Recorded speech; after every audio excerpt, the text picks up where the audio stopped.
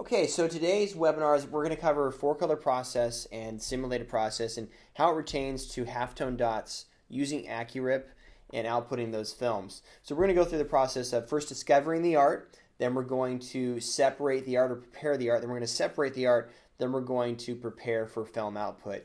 Going to be talking and using programs like Photoshop, Illustrator, CorelDRAW, AccuRIP, and AI or Adobe Illustrator. Now, Adobe Illustrator is what I'm going to be using today. If you're a Corel user, we do have another version of this webinar available for Corel users. Also, I just wanted to preference and thank Charlie Fassini, who's the creator of AccuRIP Separation Studio. First of all, thank this guy for making awesome software. And secondly, all the information that we're teaching today in the webinar is taught to us or was taught to us by Charlie.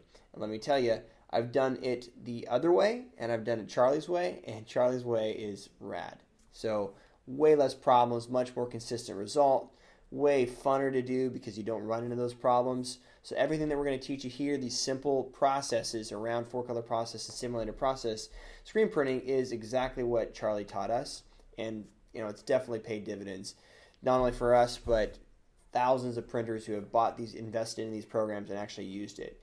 The thing about investing in a program like Separation Studio or AccuRIP is the program itself is awesome, but if you don't know how to use it, it's like driving a race car without knowing how to drive a stick. You don't really get the benefit of it. So what we'll learn in this is how to really get the benefit of these programs. All right, so let's first hop into the process and talk about defining art. So we're going to talk about full color art, four-color process, and simulated process, also known as spot process. Now, let's talk about simulated process printing comparative to four-color process printing. Four-color process printing uses CMYK colors, cyan, magenta, yellow, and black ink. These colors are gradients typically. They're half-tone dots that mix together these four colors depending on what color section of the art, and we'll talk about that in the SEP process of four-color process. But it uses only four colors to create about 1.7 million different colors in the four-color process color spectrum. Now, four-color process ink is inherently transparent, meaning that it does not have a lot of body to it, very thin in nature. Your printer, your inkjet printer, uses four-color process ink. So when it prints on a white piece of paper, a photograph, it uses cyan, magenta, yellow, and black ink. The ink, because it's transparent, it's meant to go on a white background, so that's why your inkjet printer uses white paper. If you put a black piece of paper in that inkjet printer, nothing would show up. In fact, what you would have is literally, you would have essentially no ink, or you wouldn't see anything on that black piece of paper. So four-color process has to be on a white background. And a lot of people think, well, why don't I just put a plastisol white underbase? Well, you know what happens? Plastisol is plastic. It's a smooth surface. It's not a receptive surface. Four-color process inks are meant to be received into the substrate. So they have a very thin body, and as a result of that thin body, they get received in the substrate, and as they receive in the substrate, they're mixed wet on wet together. If they are printed on plastic, white underbase, they are not received, and they muddy out. So they lose their detail and color values because they're not able to mix wet on wet together. Very similar to if you put film, like waterproof positive film, in your inkjet printer and then accidentally put it backwards, like you put the wrong side in and the ink goes everywhere. It's essentially what happens with four-color process on a white underbase.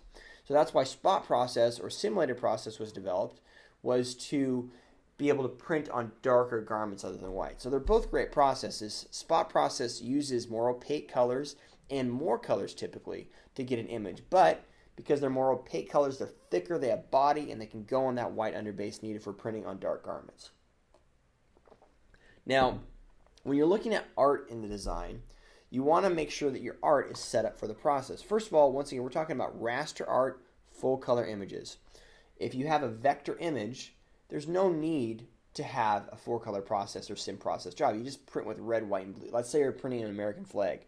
Red, white, and blue. You use red, white, and blue ink. You don't need to print with four-color process to print an American flag. You use three colors of ink. So raster images, full-color images, artistic representations of images, graphics, logos that have blending, shading, raster art, full-color, awesome art is what we're going to be using for these processes.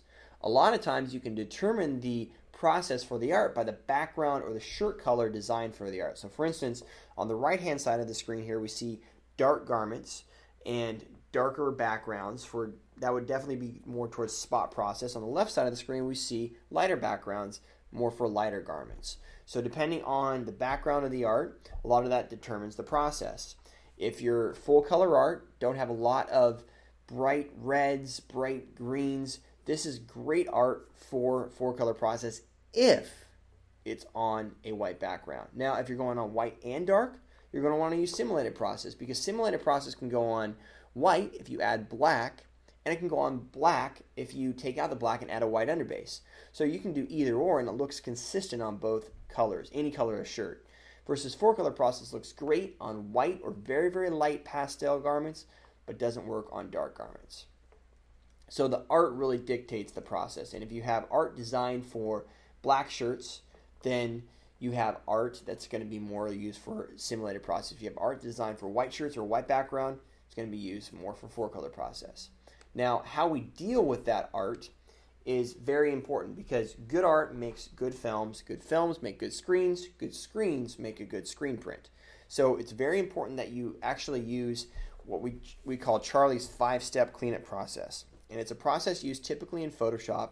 I have seen it done in Photo Paint. There is a video on our YouTube page about how to do it on Photo Paint, but I'm going to use Photoshop because that's the program that I'm more familiar with, and it gives me a little bit more flexibility.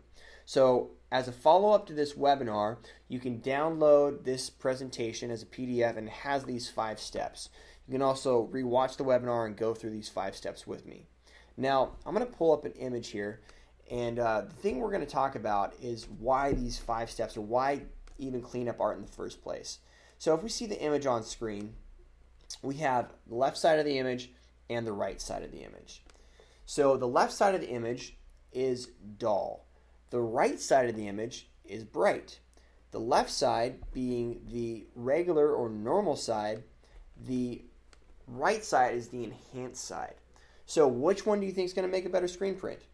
The left side or the right side? Definitely the right side. The right side is brighter, it's crisper, it's got more color detail to it. That's going to make a better screen print. So that's what we're trying to do. We're trying to get rid of the fuzz, the haze. We're trying to crispen up this image. We're trying to make it brighter, because if we have a better image to begin with, we have a better screen print. Now, before we jump into Photoshop and go through these 5 steps, let's answer some of the questions that you guys asked. So, how does 4-color process work on polyester garments? Great question, Corey. 4-color process works great on light polyester garments, so white, very, very light pastels. You can print 4-color process normal ink. 4-color process is not an option at all for polyester dark garments. You'd have to go with sim process inks using low cure additives, or polyester mixing inks for those Pantone colors, which we'll talk about. Probably going with the low cure route. So back to the CMYK image. Once again, CMYK, because we are using a full color set, and it is going on a light background.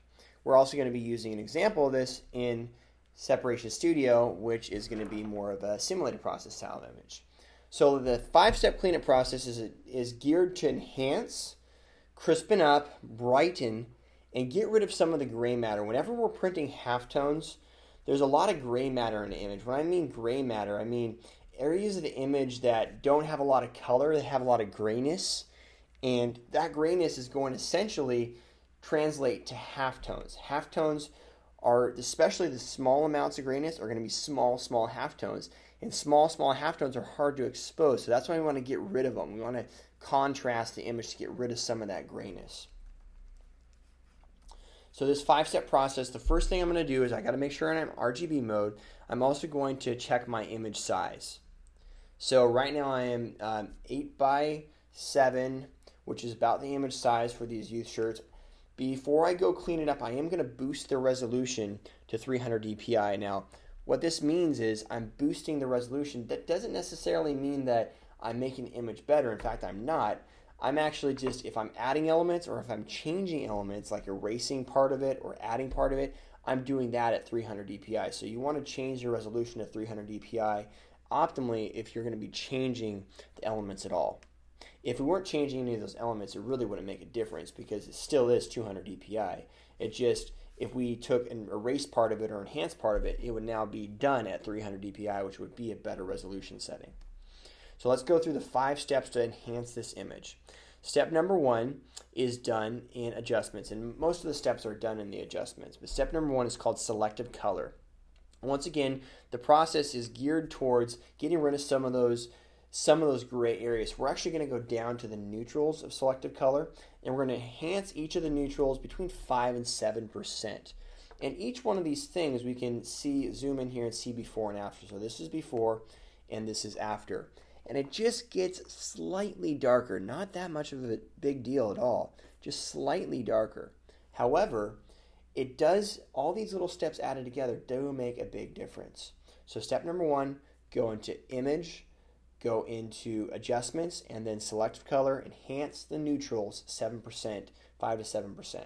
Step number 2 is going into Image, Adjustments, and then Contrast, and then boosting the contrast typically about 20 to 25%. So boosting the contrast up, let's say about 25 points or so. And once again, preview before and after, you're just getting rid of some of those little gray speckles in the design. The gray matter, as I call it. Step number 3, after going into brightness, contrast, and boosting just the contrast to 20 to 25 points, go into saturation and boost the saturation, not the hue, just the saturation, between 5 and 7 points. So go up to 7. Now you can boost the saturation more than that, but it changes the color typically. So be careful about boosting saturation too much. So I'm going to go up about 9 points there. 5 to 10 points, 7 points is the average typically that I see. Alright, so now we boosted the saturation. Now let's go into the levels. And what the levels allows us to do is actually see the true white and the true black of the image. So let me explain. If I go into Adjustments and Levels, we see a histogram or input levels here. Now, the better quality of the image, the more consistent your levels are going to look. The worse the quality of the image, the more inconsistent you're going to look. 0 RGB stands for 100% black. 255 stands for 100% white. So, I think I got that right. If I hold the Option key down, yes, that is black and white. Yes, that is what we're looking at. So 0 stands for black, 255 for white. If I hold the Alt or Option key down, depending if you're a Mac or a PC, you can see that right now there's really not a lot of black in this image, meaning we're missing some 0 bottom part of the image. If I move that right, you see black starting to come into the equation. So I'm going to start to move this right until I see a good amount of black. Now I see a good amount of black in the wheel well there. I'm going to take that down. Now on the flip side, I'm going to do the opposite to the top end. So I'm going to hold it down and I'm looking for true white. Now we already see true white in the image. If we didn't see true white in the image, we move it back until we saw true white. But we see true white already in the wheel well. So we needed to sharpen the bottom side up a little bit, get rid of some of the white, or the top side actually was fine. The black was, we needed to add more black, the white was fine. So once that's done, we hit OK. And the next step is going to be going in and actually changing the mode. So this is the only step we don't do in the Adjustments tab. So we go from Mode, we change RGB to Lab Color. And when in Lab Color, we're actually allowed, if we go over to the right-hand side and select the channels, we're allowed to just deal with the lightness of the image, the crisp areas, the white ink if we're on a black garment. The lightness is the most important part of the image, the part that your eye catches the first. So once we're in the lightness section, we go to Filter and we go to Unsharpen Mask. So we go to Filter and then Unsharpen Mask.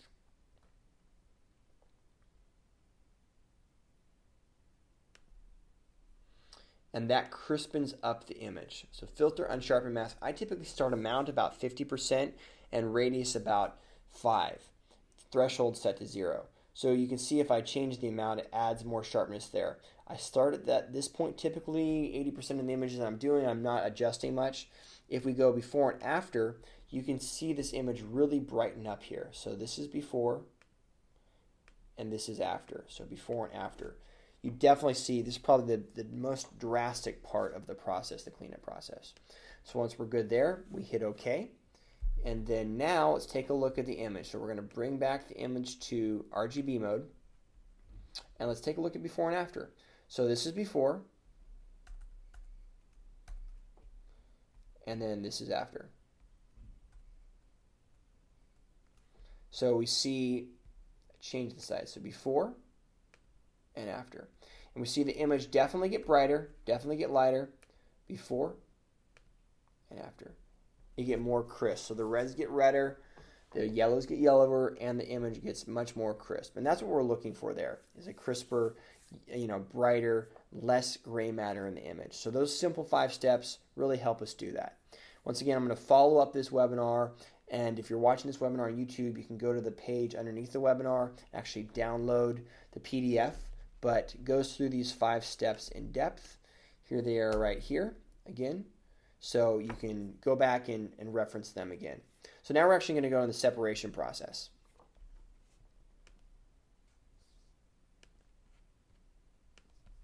First of all, we're going to separate this image for 4-color process. Then we're going to go into the sim process side of the equation. So to separate this image from 4-color process, essentially all we have to do is fairly simple. I always thought the 4-color process separations were really difficult, but they're really not. They're very simple. What we do is we go to image and mode, and we go from RGB color to CMYK color. That's really it. So RGB to CMYK, and it automatically separates. So now you're going to see a couple things when we separate. First of all, this is before it's separated, this is after it's separated. You lose a little color value when you separate it because CMYK doesn't have as much color value in it as RGB. This is why we design everything in RGB. Secondly, we can now see each of the channels. So yellow, magenta, cyan, and black. So yellow, magenta, cyan, and black. 4 colors is actually printed in that same print order, light to dark, starting with yellow, magenta, cyan, and black. So obviously these are gradient images. These are not spot color images, so we do need a ability to print halftones. A PostScript driver such as AccuRIP works optimally. We'll talk about outputting films. So the separation process is very easy. What's the difficult part is how we handle the color of that separation. Now, Photoshop has what we call a color profile inherently built into it. Typically, it's set to swap or monitor color profile, which is where I have it in now. These color profiles are not built to understanding what we're doing. Your printers all have color profiles built into them. So, for instance, if I go to my Epson photo driver and I type in best quality photo in there, so like Epson 1400 photo driver. So if I look at this image right here, you can see that you have different photo options typically. You can choose best quality photo right here. Let's view the full image. So this is like a traditional photo driver. You have text, photo, best quality photo. What these do right here is they tell the printer a color profile or to lay more or less ink down. If I select text, it's not going to lay a lot of ink down. If I select best quality photo, it's going to lay a ton of ink down. In fact, when you select best quality photo, a little warning pops up that says Epson recommends that you use this on Epson approved photo paper. The reason that they say that is if you printed best quality photo on a standard sheet of paper, it would flood the ink and you lose all of your definition, all your detail, would look horrid. And then you'd be very upset about buying this Epson printer. That's why Epson pops in that warning. Very, very similarly to Photoshop. Photoshop also has a color setting in it. And if we don't tell it what to do, it's going to oversaturate our ink. So I'm going to show you a picture here of the same exact image. So this is the same exact image, same exact screen print. This image right here was printed in CMYK, 4-color process. The image at the bottom was printed without using a color profile. So on the right-hand side here, we see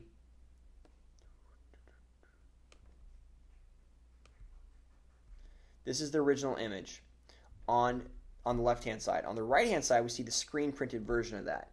So without using a color profile, just using the standard defaults in Corel or Photoshop, look how dark that image got.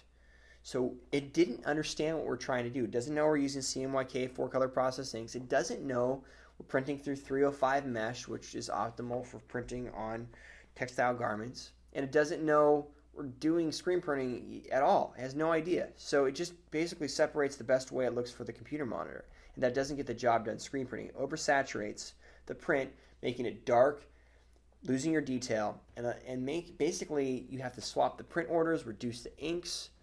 CMYK printing shouldn't be that hard. In fact, if you use something as simple as what we call a color profile that tells the printer what we're doing, Photoshop understands it. So this is the same exact print. In fact, these two images were burned on the same screen. They were pulled with the same squeegee. The only difference is the top image used a color profile. The bottom image did not. You can see how much brighter the top image is. This is what we're looking for. So I'm going to show you how to find and load the color profile. So before we do that, I'm going to take a screenshot of this so we can show it. See how dark this yellow is right there. Very, very dark, very, very saturated. So I'm going to bring this back into RGB mode. To find a 4-color process color profile, simply go to Google and type in 4-color process color profile. And you're going to find our website pop up and some videos that you can go through and watch the process.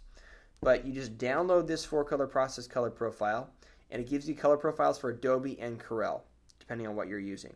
So once that color profile is downloaded, you come into Photoshop, Adobe or Corel, and go to Edit and Color Settings. And then once you're in Color Settings, you go over to Load Color Profile. You browse to the color profile you just downloaded. So I'm going to go Color Profile.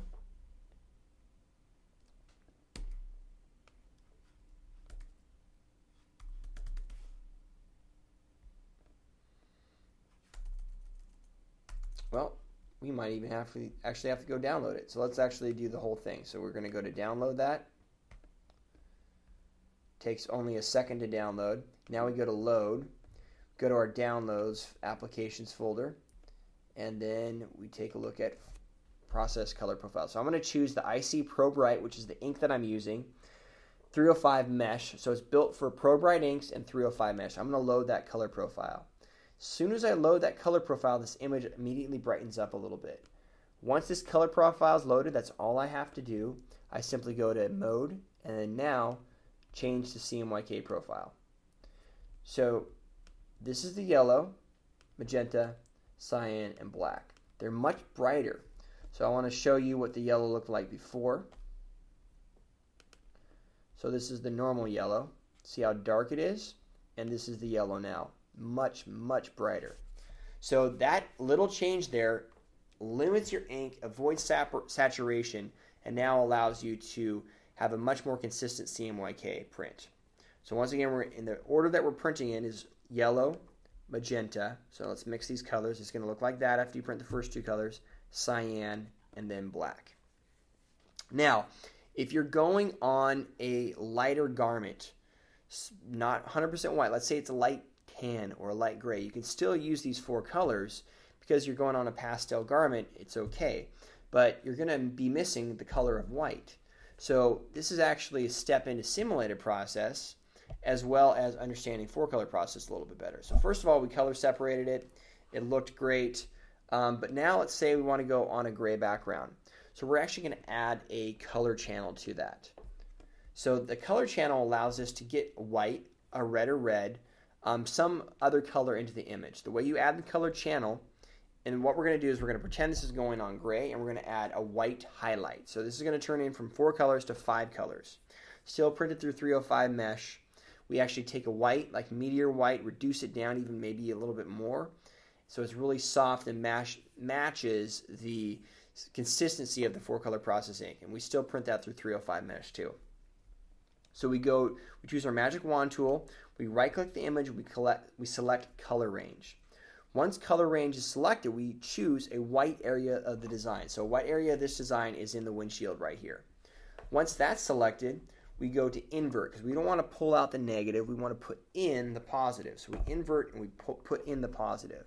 And from there, we get to select, do I want to add a ton of white or do I want to add just a little bit of white?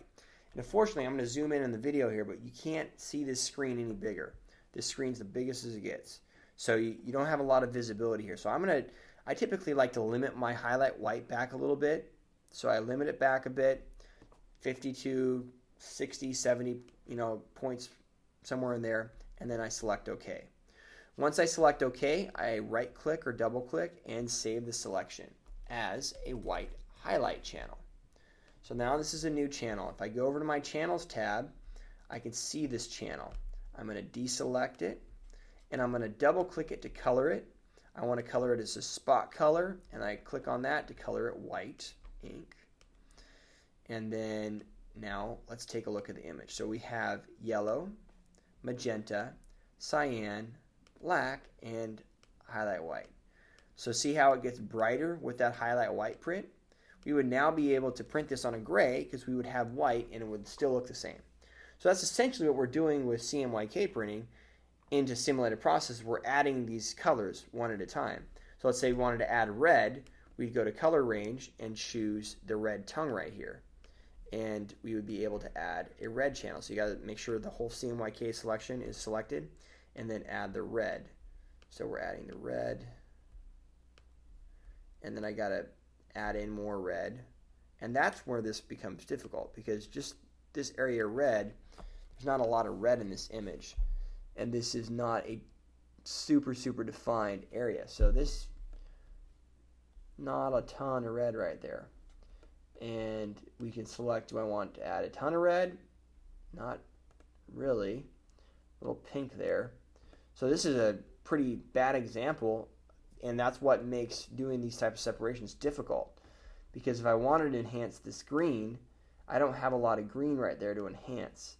I gotta, maybe add, another green in there to try to get closer. And then you're basically doing a lot of guesswork. So let's go with what we have so far. Save selection as green. Come over to the green. Now we color this as a nice bright green. Deselect. So now we have yellow, magenta, cyan, black, or highlight white, and a green. So you see that green. That green doesn't look very good. It's not like the highlight white. It's very grainy. It missed certain areas of green, and that's why doing these types of separations, they're difficult. I like adding one channel, maybe a highlight red or a highlight green if it's very clear, but adding multiple channels, doing your own separation studio separations, oh man, not a ton of fun, because that's why there's a program built for that. That's called Step Studio. So before we go to Step Studio and do that, however, we are going to talk about doing the films for this and using AccuRIP. So let's jump over to AccuRIP. I'm going to delete this green channel before we do that.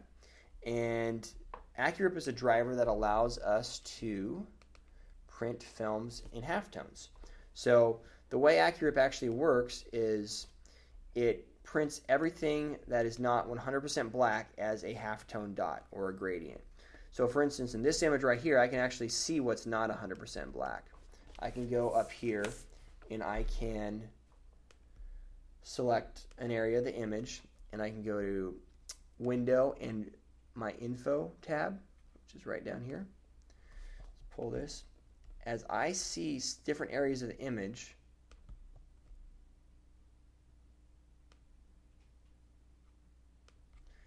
I see that this Info tab on the bottom right hand side, this is 46%, 47% black. Meaning that's going to print about half the halftone size. Halftones go in a gradient line starting at 100% and then going down to 0% depending on how much black is in the image. So if in this area, the shirt, this is 100%, almost 91, 97% black. There would be no halftones printed there. But over here, there'd be a lot of halftones. So depending on how dense your image is AccuRIP's automatically going to read that. The only thing that you have to tell AccuRIP to do is what halftone size you're printing, so the LPI, the frequency, lines per inch, and what angle you're printing, which we'll talk about that in a second. Now, LPI, we typically recommend 55 to 65 LPI. Now, what's easier to expose, a smaller dot or a fatter dot? A fatter dot is going to be much easier to expose than a smaller dot. So I recommend 55 line LPI for four color process printing.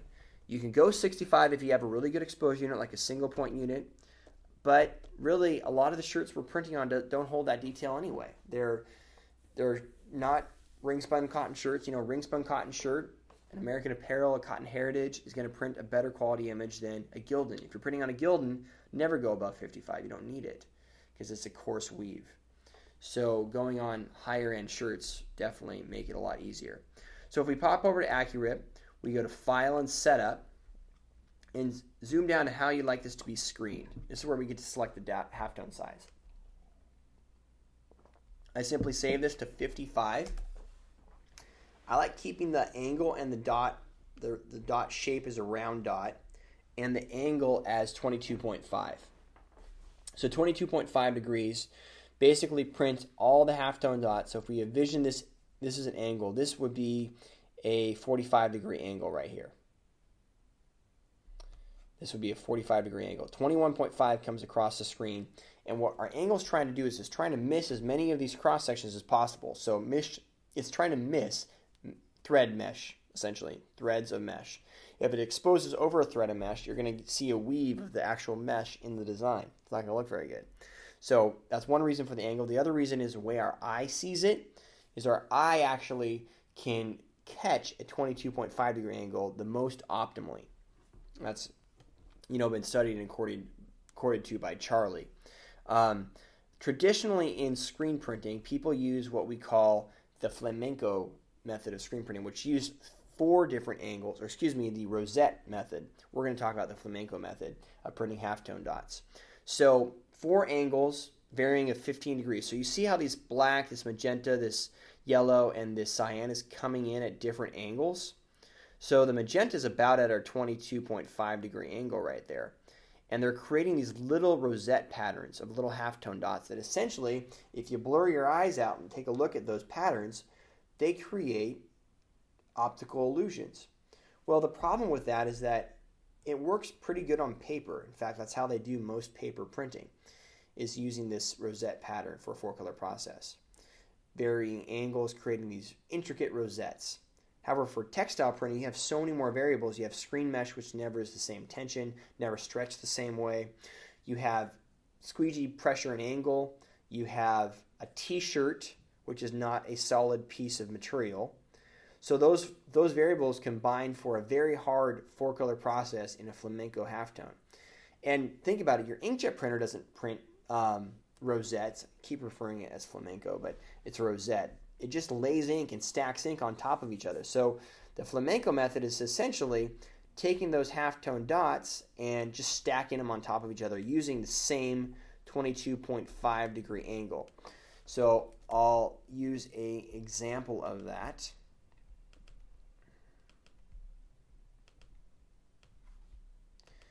Open it up in Photoshop here. So here's an example of stacking halftones on top of each other. So they're transparent. So yellow and magenta mix to red. Magenta and cyan mix to blue. Blue and yellow mix to green. And then you see how the dots actually start working on top of each other to create this 4-color process look. So everything I just told you about rosette, forget it. Just print in AccuRIP 22.5 degrees, round dot, 55 to 65 line LPI, and you will be A-OK. So once we've got our halftone setting, we simply hit OK. That overrides our Photoshop settings. And then we come back into here, and let's print these films. There is a couple things you want to check off when you go to print films. Check off number 1 is center crop marks. Super important, print center crop marks, everyone. Love center crop marks. They make life so much easier in the darkroom and on press because you just center line everything up. No T-squares needed. Then labels are super important in CMYK printing because a lot of these colors look very close together. So labels allow us to actually see what color we're printing and it burns it on the screen. Next we have calibration bars. Calibration bars are cool because it actually creates this halftone gradient scale starting out at 100% going down to 10% along the side of our image. And why that is cool is because if we're not exposing our screen right, or if we expose it on the wrong mesh, we don't expose all the fine halftone dots in the image. If we don't expose all the fine halftone dots in the image, what will happen is we lose detail. We lose information in the image, and we don't have a full view. Well, we can't see all those little halftone dots in this image, and if they expose correctly. So the calibration bar on the side allows us to ensure that all of our halftones are properly exposing in all those different percentage variables. So whether you're in Corel, Illustrator, or Photoshop, I do recommend printing those calibration bars to ensure that you're exposing all those halftone dots. And then you simply hit print, and you print one section at a time. So yellow, magenta, cyan, and then black. And if you have a highlight white, you also print the highlight white. And then you're good to go. So getting on press, printing 4-color process, start with light. Always do a sample print first and run a few sample production jobs. So if you're printing 4-color process, always don't go directly in production. Run a few more test panels before you start printing. So if you do that, you'll be much more consistent pressure and angle, and then run production. Keep very good job notes too, so you know exactly how your 4-color process job went last time. So light to dark, press proof, get the ink flowing, consistent pressure and angle, and then run production, and you're off to go. So I did want to show this example too. This example is an example of a 4-color process shirt on a discharge underbase. So instead of using plastisol, discharge actually takes out the pigment in the shirt, so it doesn't give you a plastic underbase. A discharge underbase could work for a dark garment, but if you notice how we kind of have a sepia tone, that's about the best color you're going to get using discharge, because discharge doesn't go all the way to white. Discharge goes to a more natural color. So you're going to have those sepia tones instead of a nice, bright, colorful image. So now let's jump in to actually separating that in Sep Studio and doing the same thing. So we went through the process in Photoshop. Now let's go through the process in Sep Studio. Now we're going to actually print this image that we just did, and we're going to use the in order to output for Separation Studio, first of all, we actually have to go back to RGB mode. Very important. So we don't need to, we're going to merge that to RGB. We want to make sure if we're going on a dark garment, we're on a transparent background, which we are. And we want to make sure we've gone through the color steps, which we have. So now, to save it, we go to File, Save As. We're in our resolution, we're in our size, and we're in RGB mode. And this is going to be opening to Separation Studio, which will automatically separate for us. Freaking awesome program, by the way. So I want to save it as a TIFF. So save it as a TIFF. I can save the layers or not. I'm going to save the layers. And I want to make sure when I go to my save mode, I actually keep a transparent background. So save transparency right there. And then no compression. I use the Macintosh bit type, interweave or interleaved pixel order. And then that's saved. Now, let's pop over to Sep Studio and open that image up and show the separations and how fast and easy that can really be. So what Separation Studio does is it uses an 8-color ink system. 4-color process uses a 4-color ink system. And unless you're adding highlight channels, you only need to use 4 colors. 4 colors, 305 mesh screens, and you're printing full-color images on light garments. No problem. Simulated process is very similar, but uses more colors because it's going on dark garments. It uses 8 colors. So every time you go to Image and Open in Simulated Process Separation Studio, we separate into 8 colors.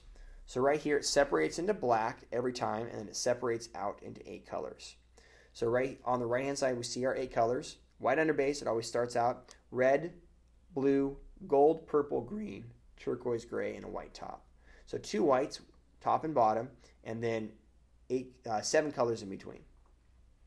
Now, it gives it the print order. So this is typically the print order that we print in from top to bottom. And these colors are specifically Pantone matched so the program reads itself. You know how we talked about color profiling in Photoshop, having to add that color profile? As long as you're using spot process Pantone colors or spot process inks, which we sell along with the program, you're going to see similar results as what you see on computer screen. If you don't use those inks, you're going to get different results. If you throw scarlet red in the screen, for instance, you're going to get a much redder, blown out red image than you would have if you would use spot process red, which is a little bit more duller and more of a mixing red. Now there's advantages to that. Some of those advantages are if you want the image to be brighter, you throw in scarlet red and you're ready to go. You want the image to have more red, that red to pop out. But for the most part, you're able to use the color set, and that's what we recommend doing. Now, once we've used that color set, we're actually going to go through the motions of Separation Studio. So always check out every channel and make sure there's color information there. So there's white, obviously. Let's zoom in here to full screen. There's definitely red in this image, so it shows it on a black background, or where you can right click and view as a film positive. There's blue, there's gold, there's a tiny bit of purple, there's a tiny bit of green, there's a tiny bit of turquoise, there's gray, and there's a white top. So on a black image, this actually uses 9 colors. Now, I don't have a 9-color screen printing press. I have a 6-color screen printing press. So let's see if we can get this down at all.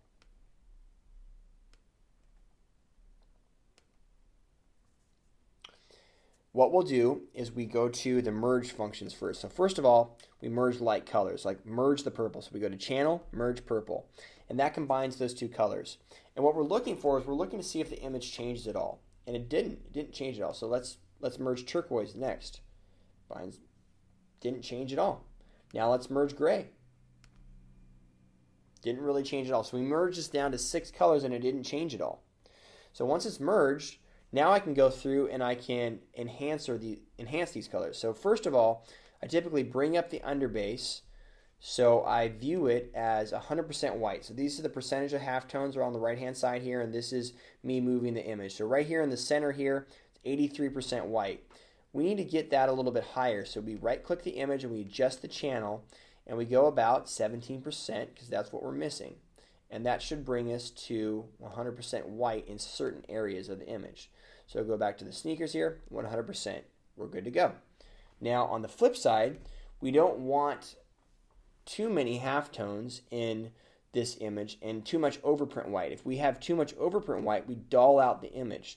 So I take the overprint white and I take this image, the overprint, down about 10%, 5 to 10%. So if I take this down 10% or even 20%, this is what I get. So I actually want to take that down quite a bit. It's about 20% right there. So now let's take a look at the image. It's brighter than it was before. And it is 6 colors. So we go into red. I typically add a couple enhancements. So go to red, bring up the red a little bit. You can bring up the blue a little bit. You can bring up the specific color. You can also bring up certain areas. So let's say we wanted just the red tongue to come out. Well, we can go to this red here, and without changing the skin color, we can use my saturation tool to bring out more red in the red tongue. So I'm bringing out more red just in this red tongue by painting it in right here without changing the skin tone sitting right next to it. So now if we go back to the full color image, we have a lot more red. And I can do that as just the color, or I can go in and unselect the active channels here and then do that as low saturation, mid saturation, and then also high saturation. So depending on where you want to touch the image at, you can choose it. So now that mouth looks a lot redder without me changing the skin color. Same thing with blue. If you want to, I typically on an image like this, I'll enhance every channel at least 10% or so just to get more color values there. And then we definitely need to enhance the green. The green's lacking a lot. So we go to adjust image and bring up the green. And now we're good to go. So now let's take a look at the original image back in Photoshop and the one on a black garment. So now let's actually add it on a light garment. So we can go up here and we can change the ground color to custom or white. And if we're doing that, we're missing a color. So we got to add a black channel. So we go to generate sharper channel. I like to generate the sharper channel. I go to my downloads at my file and I add the black back in. Now as I add the black back in, we typically I like to adjust the channel up a little bit. So I'm going to add in a little bit more black there, about 10 or 20%. And let's take a look at it. So this is the image before, this is the image after. This is separated, ready to go, and this is going to be for a light or dark garment depending on the color. So for a dark garment, we're going to take out the black. We don't need it. For a light garment, we're going to add in the white. Let's say it's for a gray garment. So we can go to ground color. We can change that to custom. You can also use the Pantone color sets. You can actually load color sets from Gildan or any of the ink manufacturers or color manufacturers, excuse me. So now we're good. Let's see what it looks like without the white underbase. So it looks okay without the white underbase, but I would definitely say white underbase is needed. But we probably don't need that white top. So this is what it looks like without the white top. Still looks pretty good. So this could be a 6 color on gray and still get the job done. So depending on what color you're using and where you're at, you can choose what, colors to add or not put in, depending on how many colors you have on the press. So from here, keep in mind that everything that I've done so far is all in raster mode. None of it's in vector. If I want to add certain elements in vector, I'm going to bring this back to a white background here, everyone. I'm going to save this image as, so this is cool because you can also save a color proof. So I can save this as a JPEG. So now if I go to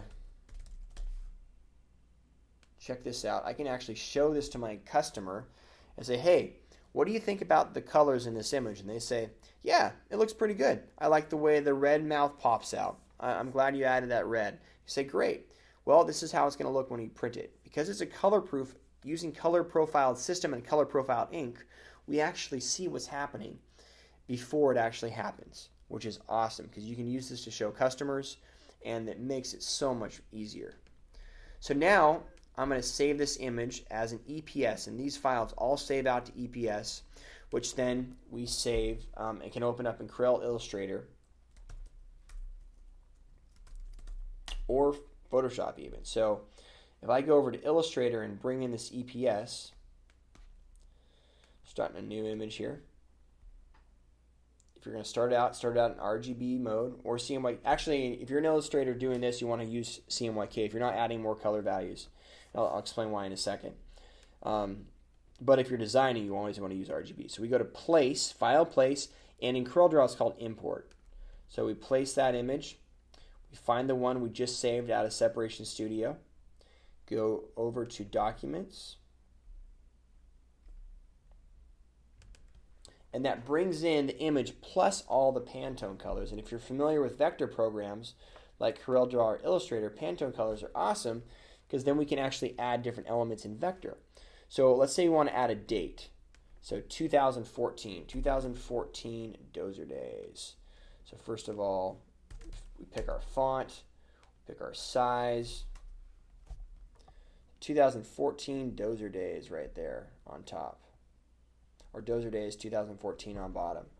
Well, let's say I wanted to use this with black. So I want 2014 be in black. I can come over, I can go to my window, my window, and I can see my document palette, document info. You can see your document palette right up here, your swatches that you're using. In CorelDRAW, you can actually open up your document palette as well, which is handy. So I can use my black, which is up here on the right here, to color that in. And as I color that in, it's now going to be separated on the black screen. I can also use red if you wanted that to be in red. So now it's going to color red. You can add an outline or you can add a stroke. So if I go to my stroke, I choose a black color and I put a 4-point outline. Now that's red on the inside, black on the outside. And you can actually go in and you can go into Window and Separations Preview. This is why we're in CMYK color, by the way. We want to see Overprint Preview. So now we can actually see all these colors. So we can see our black. This is our black. You see the outline combined with the black in the image. See our blue. We can see our green. Everything's in here. We can see the entire separation stack up. That's really cool because it allows us to see if vector elements are working or not. And why do you want to use vector elements? Because check out the quality here. So this is vector text, and this is the raster separation. So the quality is not even comparable. If you want to add things like dates, graphic elements, logos, add them later in CorelDRAW or Illustrator as vector elements instead of doing raster elements. So now that we've added the date, we've added the element, everything's colored the way we want. we now go to output the films. Before we output the films, because we're printing with more opaque inks, I'm going to use a lower halftone line and a lower mesh. So 230 mesh typically, using a 45 or even down to a 35 line LPI. Remember, the lower you go, the better it looks. So you could do this image in 45 or 40. So let's do 45. Okay. And now that's done. So we're going to file and print. A couple things I want to do. First of all, I can add registration marks if I want to, but typically I can add my color bars. Talked about doing that. That actually adds the gradient scale there. I like to add manual registration marks. I like to take a plus sign, for instance. Let's grab this plus sign right here and add a registration mark in the center of the image. So I'm going to put this registration mark right here up in the center, right there in the center. And I'm going to make another copy of that. I'm going to put that down here in the bottom, right there. So now I have, oops, that didn't copy. Copy, paste. So now the one in the center, one on top, everything looks good. I'm going to actually color these, hold shift down, color these a registration black color. So this registration black color is going to print out these two registration marks on every single screen. And I like doing this in Illustrator because it gives me a center crop line, which is very important to me. Illustrator doesn't have center crop lines put in the default setting for some reason. Photoshop does. CorelDRAW does. So you can add them manually in Photoshop Corel, but I like adding them automatically in Photoshop and Corel in the print preview mode. But now if I go to print, I need to choose my output. I'm going to choose not my composite, my separations, and I'm just going to print my separations. So I'm going to go white, black, red, blue, gold, and green. And then I've already got it sized on the page. That's good to go. I've already got my AccuRIP set up. So now all I have to do is hit print. The last thing that you want to do is you definitely want to make sure that you're adding the page information there. So that's going to tell us what colors we're printing. So page information, and that is it. We're good to go. So you just output your films, and then you expose to screens. Calibration bars to make sure your halftones are exposing, very important. 230 mesh for sim process. You go in the print order that Sep Studio lays out from you. So black, red, blue, gold, green on a lighter garment. White, red, blue, gold, green, white on a darker garment. Very simple to do. You can get your customers to sign off on the colors before you go to print them. It's awesome. So now that pretty much concludes the whole process. I'd like to open it up for questions. If you guys have any more questions on Separation Studio or 4-color process, we have tons of videos on our YouTube page that you can check out.